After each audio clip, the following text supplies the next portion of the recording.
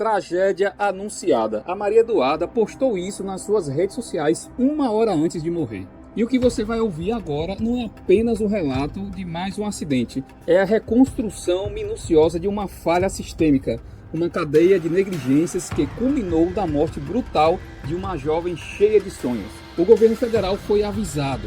Os sinais de alerta estavam lá, claros como a luz do dia, mas não fizeram nada. Não foi apenas a morte de Maria Eduarda que gerou essa discussão. Houve também outros acidentes nessa ponte. O governo federal foi avisado repetidamente, mas permaneceu inerte. Antes de você dizer que não tem nada a ver uma coisa com a outra, ouçam os fatos, analise as datas, veja os documentos e então tirem suas próprias conclusões. A verdade muitas vezes é política, mesmo quando não queremos que seja.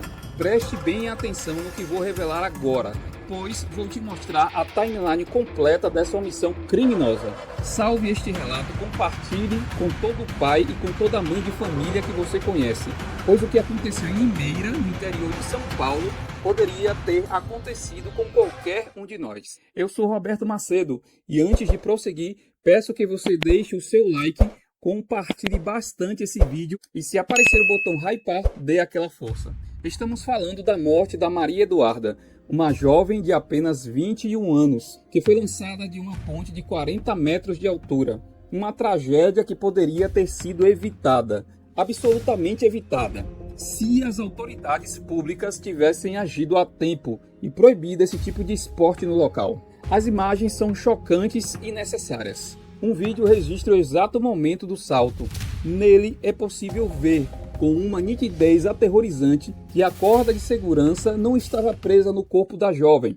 É uma negligência injustificável da equipe responsável, um erro primário que qualquer pessoa de bom senso saberia evitar, mas que, naquele momento, selou o destino de Maria Eduarda para sempre. Para entender a magnitude dessa falha, eu quero iniciar com um depoimento crucial. É a voz de Emanuel, um rapaz que havia saltado momentos antes de Maria Eduarda. Vamos ouvir o que ele disse. Bom, eu sou um dos participantes, né, que realizou um dos saltos nesse dia 13, nesse sábado, e um participante que, na minha percepção, teve uma experiência boa, que sentiu segurança, estabilidade, desde o começo, desde a comunicação em grupo, desde as comunicações individuais, e desde quando cheguei para saltar, né, percebi os equipamentos, assim, dentro dos meus conhecimentos bem básicos, das experiências que eu tenho, né, de aventura, percebi uma segurança ali, né, do que eles ofereciam, enfim, fiz o meu salto, fui a segunda pessoa a saltar de um grupo de 93 pessoas, se eu não me engano.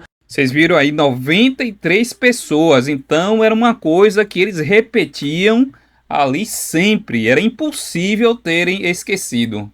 E confesso que foi uma experiência boa, né? Me senti seguro e estabilizado ali em relação ao que eles ofereciam.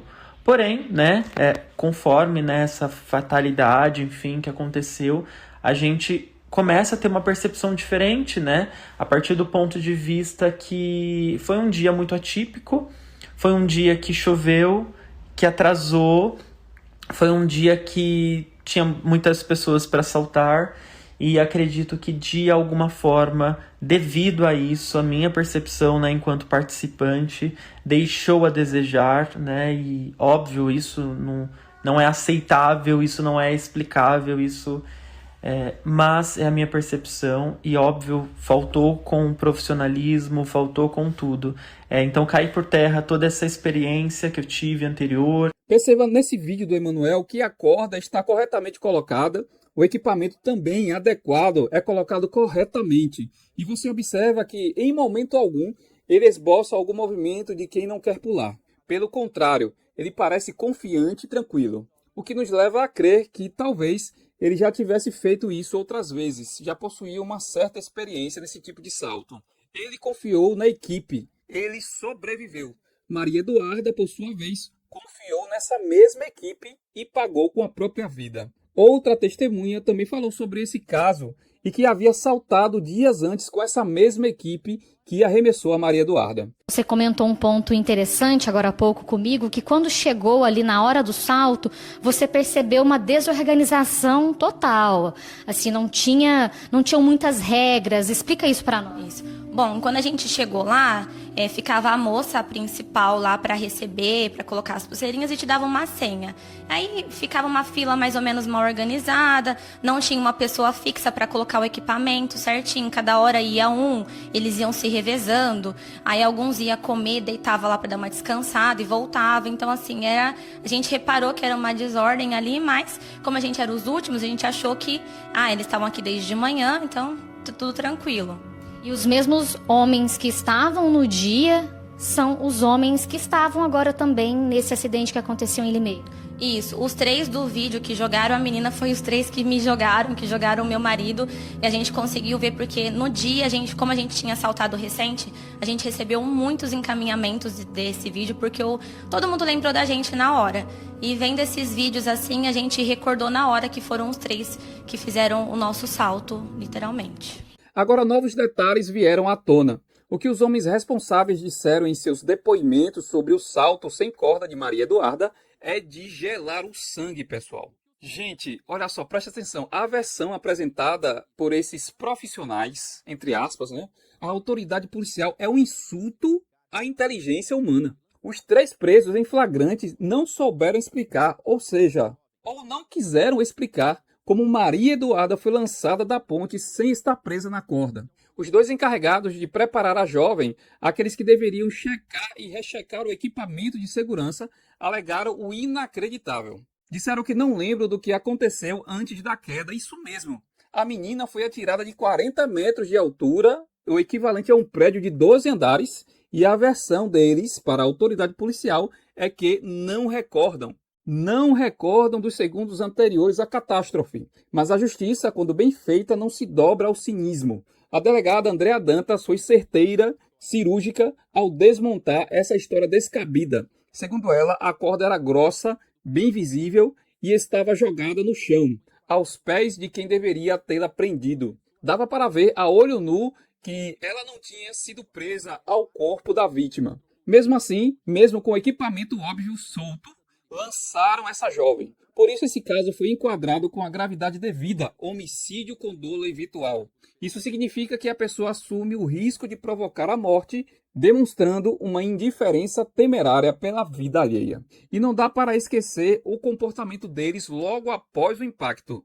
Logo após a queda, parte dos envolvidos, em vez de prestar socorro, trocou de roupa e fugiu para a mata, tentando se evadir da responsabilidade. Foram capturados com a ajuda do helicóptero Águia, numa operação que deixou ainda mais evidente a culpa deles. Enquanto a família de Maria Eduarda entrava em luto, eles corriam para o mato. A defesa agora tenta brandir o argumento de fatalidade, dizendo que faziam esses eventos há anos sem acidentes. Mas um ano sem acidentes não apaga uma vida perdida por incompetência. A dor daqueles que ficam é a parte mais difícil deste ofício. A irmã de Maria Eduarda, muito emocionada, compartilhou um vídeo em suas redes sociais. Ainda muito em choque e abalada pelo caso, ela resolveu compartilhar um pouco da vida da jovem envolvida nessa fatalidade. Gente, eu sou a irmã da jovem que foi jogada da ponte. Eles estão falando que ela se jogou, mas quem viu o vídeo viu, sabe o que realmente aconteceu. Não teve nenhuma segurança no momento. Né, eles acabaram com o sono dela. Quem conhecia ela sabia. Mas, né, o vídeo, se vocês quiserem, eu posto o vídeo do que realmente aconteceu com ela, porque estão falando que ela se jogou, mas no momento não teve nenhuma segurança. Não prezaram nem pela vida dela. Quem realmente viu o vídeo sabe o que aconteceu. Eu fico assim, meus familiares todos em choque com o que realmente aconteceu com a vida dela, até porque ela tinha sonho, né? Foi acabado tão cedo assim. Querendo ou não, é uma vida, né, gente? Mais uma, né? A segurança dela era o que mais importava, mas nesse momento a minha família só queríamos justiça. É um lembrete doloroso de que atrás das estatísticas de acidentes existem pessoas, sorrisos Histórias interrompidas bruscamente. E a outra testemunha cujo depoimento é crucial para entender a dimensão da tragédia e a janela de tempo que foi perdida. Uma enfermeira que resgatou Maria Eduarda também prestou depoimento. Ela disse algo que nos faz questionar se o socorro foi rápido o suficiente. A jovem de 21 anos ainda estava viva quando ela encontrou o corpo. Maria Eduarda estava ofegante, ainda tinha pulsação. Ou seja, ela ainda estava viva lutando pela vida. Lutando pela vida nos primeiros momentos Vi que ela após o estava impacto. com uma respiração ofegante. Sobre Maria E olhei a Eduarda. pupila dela, que infelizmente estava dilatada, as duas, e vi pulsação. Estava bem fraco, mas ela ainda tinha pulsação. Eu ainda conversei com ela, eu tenho mania de brincar, falar, ninguém morre no meu plantão. E ainda eu falei pra ela, Duda, 26 segundos ninguém só. morre no meu plantão, mesmo que eu não estava de plantão.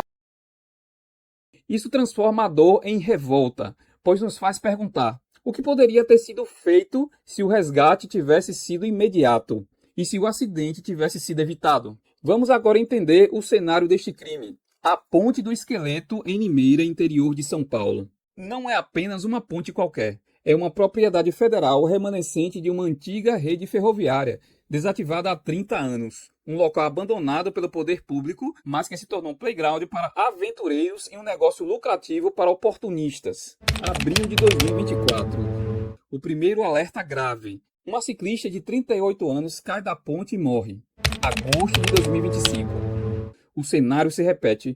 2 mulheres ficam gravemente feridas num salto na mesma ponte. Fraturas múltiplas, corpos quebrados, sequelas para a vida toda. Foi então que uma vereadora, indignada com a inércia do poder público, dormiu lá em cima da ponte em protesto. Ela mandou o ofício para o governo federal.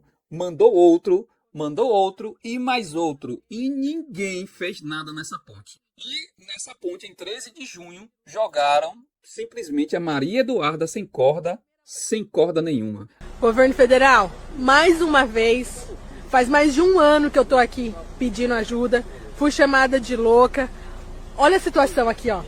A cidade de Limeira mais uma vez é palco para uma notícia triste. Essa moça aqui, pra mim, isso foi um homicídio. Jogaram essa moça sem a corda.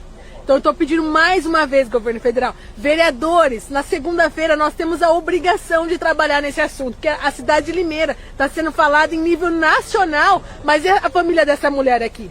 E agora? Graças a Deus nós encontramos uma delegada mulher, que falou que esse caso não vai ficar impune. Essas pessoas serão presas e ela vai nos ajudar para conseguir que a gente resolva definitivamente essa situação. Agora voltemos ao 13 de junho. A Maria Eduarda, ela achava que estava segura.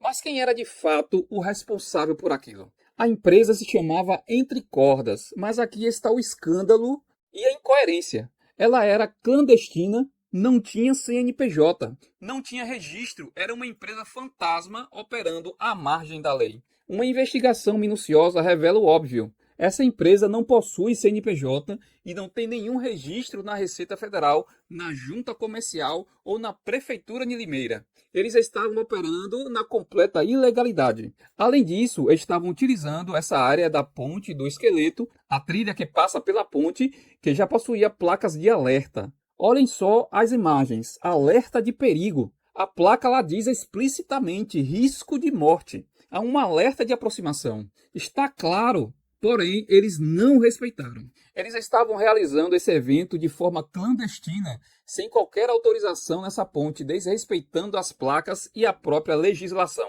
Maria Eduarda tinha apenas 21 anos, era professora de educação física, uma jovem que formava cidadãos, cuidava da saúde alheia. Ela pagou R$ 290 por essa experiência, mas infelizmente pagou para morrer. E essa ponte é propriedade do governo federal.